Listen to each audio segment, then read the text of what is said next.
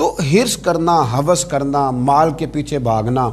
لوگ تعلیم حاصل کرتے ہیں تو مال کمانے کے لیے، ہنر سیکھتے ہیں تو مال کمانے کے لیے، کسی استاد کے پاس جاتے ہیں تو مال کمانے کا طریقہ سیکھنے کے لیے، کسی سے یارانہ لگاتے ہیں تو کہتے ہیں ذرا دیکھو تو صحیح یہ آگے کیسے گیا ہے.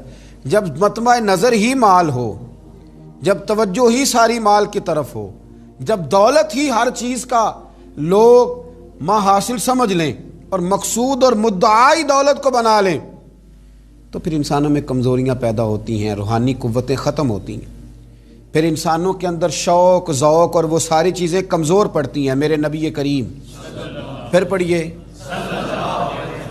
خوش ہو کے پڑھیے، نبی کریم صلی اللہ تعالیٰ علیہ وآلہ وسلم نے نا ہمیں یہ سکھایا ہے، بتلایا ہے کہ قناعت کرو، تھوڑے پر راضی رہنا سیکھو.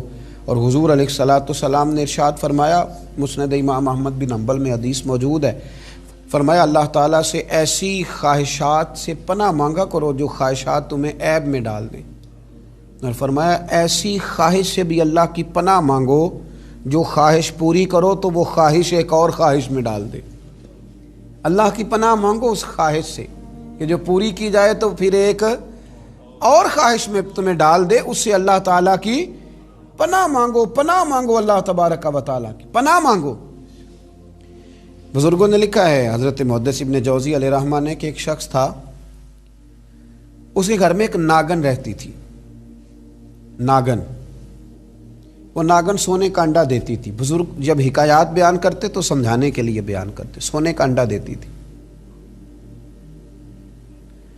اس ناگن نے اس طرح کیا کہ ایک دن اس کے گھوڑے کو ڈس لیا، گھوڑا مر گیا.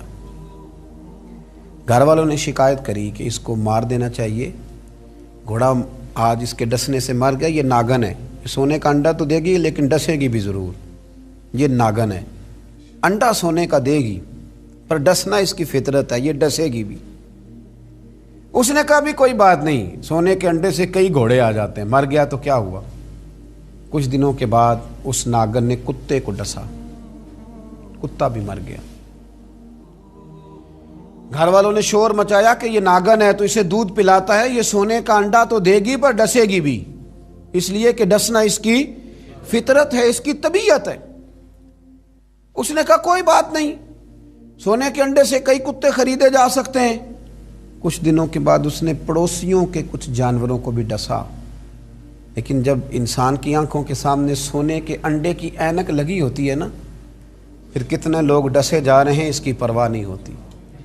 جب سونے کے انڈوں کی اینک لگ جاتی ہے پھر کتنے غریبوں کی کٹیا جلتی ہے پر اس کی پرواہ نہیں ہوتی. جب سونے کے انڈوں کی اینک لگ جاتی ہے پھر کتنے رشتے ٹوٹتے ہیں، لوگ پرواہ نہیں کرتے. سونے کے انڈے کی اینک لگی ہوئی تھی. پھر ایک وقت ایسا بھی آیا کہ اس شخص کا ایک ہی جوان بیٹا تھا، ایک ہی بیٹا، جس کے لیے، جس کی طرف دیکھ دیکھ کے ماں باپ جیتے تھے، جو ان کی آرزوؤں کی امیدوں کا مسکن تھا، جو ان کی آنکھوں کی ٹھنڈک تھا، روشنی تھا. اس ناگن نے پھر اس بچے کو ڈسا، اور جب اس بچے کا جنازہ اٹھا تو پھر اس نے ہاتھ میں ڈنڈا پکڑا، اور ڈنڈا پکڑ کے جب وہ مارنے لگا نا ناگن کو، تو اس کی بیوی کہنے لگی اسے نہ مار، اپنے اندر کے لالچ کو ڈنڈا مار، اپنے اندر کی اس حرص کو، اس ہوس کو، اس طمع کو، جس نے آج میرے بیٹے کی جان لے لی، جس نے ایک ماں کی گود اجاڑ ڈالی، جس نے اس گھر کی ساری خوشیوں کو تباہ کر دیا، اس لالچ پہ ڈنڈے برسا، جس نے تباہ کر کے رکھ دیا ہر چیز کو، جس نے کچھ بھی آج باقی نہیں چھوڑا. بے قدراں کچھ قدر نہ جاتی، کیتی خوب تسلی ہو، اے دنیا دار پجاری زر دے، کتیاں دے گل ٹلی ہو. میرے نبی کریم علیہ السلام نے فرمایا دنیا کا مال مردار ہے اور طلب کرنے والے کتے. مردار مال کو طلب کر رہے ہیں.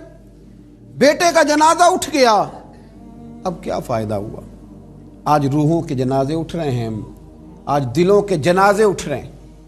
آج تن کے اجلے لوگوں کے من کے اندر کچھ بھی موجود نہیں، مردہ روحیں، مردہ دل، مردہ خیالات. ہر چیز مائنس کر کے جو چیز پیچھے بچی ہے وہ صرف دولت ہے.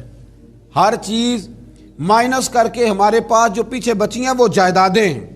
ہر چیز مائنس کر کے جو ہم نے بچایا ہے وہ دنیا کا مال ہے. باقی ہر چیز تباہ ہو گئی۔ بھائی کے ساتھ جھگڑا چل گیا ہے، چونکہ ایک 4 مرلے کے پلاٹ کا معاملہ تھا۔ والد کے ساتھ تنازع چل گیا ہے، چونکہ اس نے ہمیں حصہ کم دیا تھا۔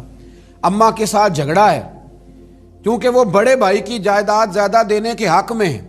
ہمارا اپنے دوستوں یاروں کے ساتھ جو رشتہ ہے وہ لالچ کا ہے۔ ہم نے ہر جگہ حرص کا بازار گرم کیا ہے، طمع، لالچ، یہ ساری چیزیں اس تیزی کے ساتھ لوگوں نے اوڑھی ہیں کہ ہر طرف دولت کا بازار گرم ہے۔ یہ جو سڑک پہ جا رہے ہیں کچھ پیسے لینے جا رہے ہیں، کچھ لے کر کے واپس آ رہے ہیں، کچھ مزدوری کرنے جا رہے ہیں، کچھ مزدوری ڈھونڈنے جا رہے ہیں۔ دولت ہی دولت کا ہر طرف انبار لگ گیا ہے۔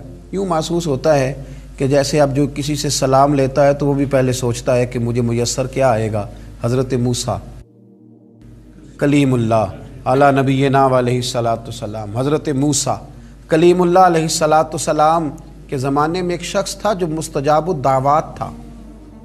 قوم جبارین کے پاس رہنے والا وہ شخص بلعم بن باورا اس کا نام تھا، مستجاب الدعوات تھا۔ اللہ نے اسے یہ درجہ عطا کیا تھا کہ جو دعا کرتا تھا رب اس کی قبول فرما لیتا تھا، اس کی دعائیں مقبول ہوتی تھی۔ اتنا اللہ کریم نے اسے نوازا تھا۔ جب حضرت موسیٰ علیہ السلام بنی اسرائیل کو لے کر اس قوم کی طرف گئے نا جہاد کرنے کے لیے، تو بلعم بن باورا پہاڑ پر عبادت کرتا تھا۔ بہت سارے لوگ اس کے عقیدت مند تھے، بہت سارے لوگ اس سے محبت کرتے تھے، بہت ساری جگہوں پہ وہ چاہا جاتا تھا۔ جب اس کی طرف حضرت موسیٰ اس قوم کی طرف حملہ کرنے کے لیے جا رہے تھے تو لوگوں نے اس سے کہا کہ تو اس طرح کر کے دعا کر کہ حضرت موسیٰ کی قوم رستے میں ہی تباہ ہو جائے معاذ اللہ، کیونکہ تیری دعائیں قبول ہوتی ہیں، تو یہ دعا کر کہ رستے میں ہی وہ سب لوگ ختم ہو جائیں۔ اس نے کہا کیا بیوقوفی کرتے ہو، اللہ کے نبی کے بارے میں دعا کر دوں، پیغمبر خدا کے بارے میں، حضرت موسیٰ کلیم کے بارے میں کیا بیوقوفی کرتے ہو۔ لوگوں نے مجبور کیا، اسے مجبور کیا، لیکن اس نے کہا نہیں میں نہیں یہ کام کرتا۔ لوگوں نے دلائل دیے، بالآخر کچھ لوگوں نے کہا کہ آپ استخارہ کر لیں،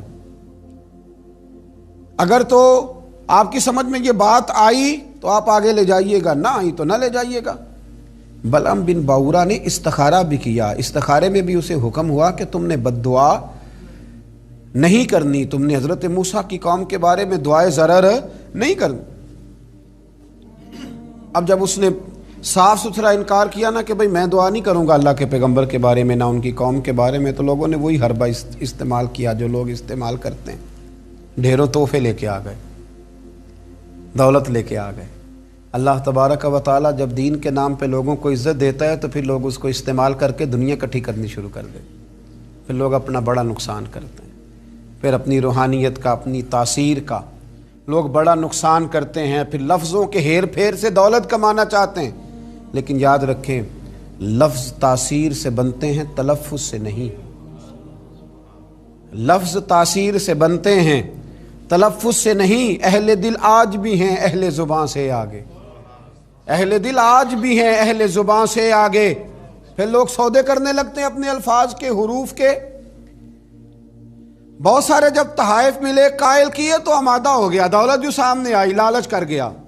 اس کو قرآن حکیم نے بیان کیا ہے، اس واقعے کی طرف قرآن پاک نے اشارہ فرمایا۔ بلعم بن باورا نے ہاتھ اٹھائے اور دعا کے لیے جب نکلا تو جس گھوڑے پہ سوار تھا، جس گدھے پہ سوار تھا، جب یہ جا رہا تھا نا پہاڑ پہ چڑھ کے میں بد دعا کروں گا حضرت موسیٰ کی قوم کے لیے، جب جا رہا تھا تو گھوڑا واپس بار بار منہ پھیرتا تھا، واپس اس کو کہتا تھا نہ جا، واپس آ جا۔ یہ اس کو مارتا تھا، پہاڑ کی جان میں لے جاتا تھا۔ اللہ اکبر۔ یہ بار بار مارنے لگا تو گھوڑے نے، اس کی سواری کے جانور نے دعا شروع کر دی۔ گھوڑا تھا یا گدھا تھا، اس نے دعا کی یا اللہ مجھے زبان دے، میں اس لالچی کو کچھ سمجھا دوں، مجھے زبان عطا کر، میں ہی اسے کچھ سمجھا دوں۔ اللہ نے زبان دی تو گدھا کہنے لگا آگے نہ جا، تو مجھے آگے بھیجتا اور اللہ کے فرشتے مجھے واپس بھیجتے ہیں۔ لیکن لالچ تھا نا طائف کا، دولت کا، جب چڑھا پہاڑ پہ اور حضرت موسیٰ کے لیے ہاتھ اٹھا کے قوم کے لیے بد دعا کرنے لگا تو لفظ حضرت موسیٰ کی قوم کے لیے ادا کرتا تھا، نکلتے اپنے لیے تھے اور ان لوگوں کے لیے تھے جنہوں نے دعا کے لیے کہا تھا۔ وہ لفظ پلٹ کے اسی پر آئے، اتنا اس کا برا حال ہوا کہ زبان لٹک گئی اور پھر اللہ کے شدید عذاب میں مبتلا ہوا۔ یہ لالچ عذاب کو آواز دیتا ہے، عذاب کو آواز دیتا ہے، اور انسان کی قناعت انسان کو عزت والا کر دیتی ہے۔ دعا ہے اللہ تعالیٰ کی بارگاہ میں اللہ تعالیٰ ہمیں لالچ سے بچائے اور قناعت کی دولت عطا فرمائے۔ آخر دعوانا الحمدللہ رب العالمین۔